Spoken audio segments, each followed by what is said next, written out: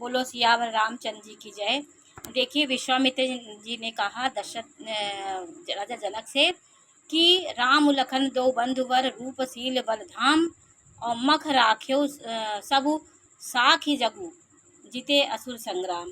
216 दोहे में है कि विश्वामित्र जी कह रहे हैं कि ये राम और लक्ष्मण दोनों श्रेष्ठ भाई रूप बल के धाम हैं।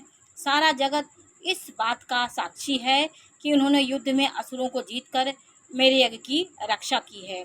वो महिमा बता रहे हैं रामचंद्र और लक्ष्मण की। मुनि तब चरण देखि कहराऊ, कही न सकऊ निज पुण्य प्रभाऊ। सुंदर श्याम गौर दो भ्राता, और आनंद के आनंद दाता। राजा ने कहा, हे मुनि, आपके चरण के दर्शन मैं इतना पुण्य प्रभाव कह नहीं सकता। हे सुंदर श्याम और गौर वर्ण दोनों भाई आनंद को भी आनंद देने वाले हैं। राजा जनक ने कहा, इनके प्रीति परस्पर पावही, कही न जाई मन भाव सुहावनी। और सुनहु नाथ कह मुदित विदेहु, ब्रह्म जीव यु सहज सनेहु। इनकी आपस की प्रीति बड़ी पवित्र और सुहावनी है। यह मन को बहुत भाती है, पर वाणी से कही नहीं जा सकती।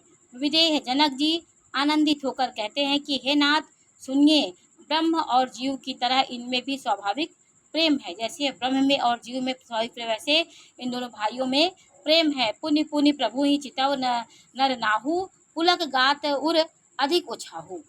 उन्होंने कहा कि राजा दशरथ प्रभु को देखते हैं, दृष्टि वहाँ से हटना ही नहीं चाहती। मतलब एक टक से वो राम लक्ष्मण को देख रहे हैं। प्रेम से शरीर पुलकित हो रहा है और हृदय में बड़ा उत्साह है। फिर मुनि की प्रशंसा करके और उनके चरणों में सिर नवाकर राजा उन्हें नगर में लिवा चले।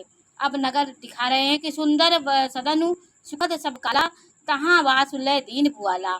उन्होंने अपने सुंदर उनको नगर दिखाया, एक सुंदर महल जो सब समय सभी ऋतुओं में सुखदायक था। वहाँ राजा ने उन्हें ले गए। राजा जनक तदंतर सब प्रकार से पूजा और सेवा करके राजा को विदा किया। अपने नगर में उन्होंने सुखदायक महल में ले गए, फिर उन्होंने उनको विदा किया। दोहा नंबर 217 में है, ऋषय संग रघुवंश मणि, करी भोजन विश्राम, बैठे प्रभु भ्राता सहित दिवस, रहा भरी जाम।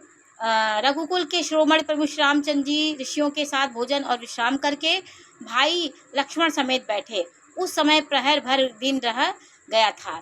लखन हृदय लालसा विशेखी, जाई जनकपुर आवही देखी। लक्ष्मण के हृदय में विशेष लालसा थी कि जनकपुर हम दोनों भाई जाकर के देखे, परंतु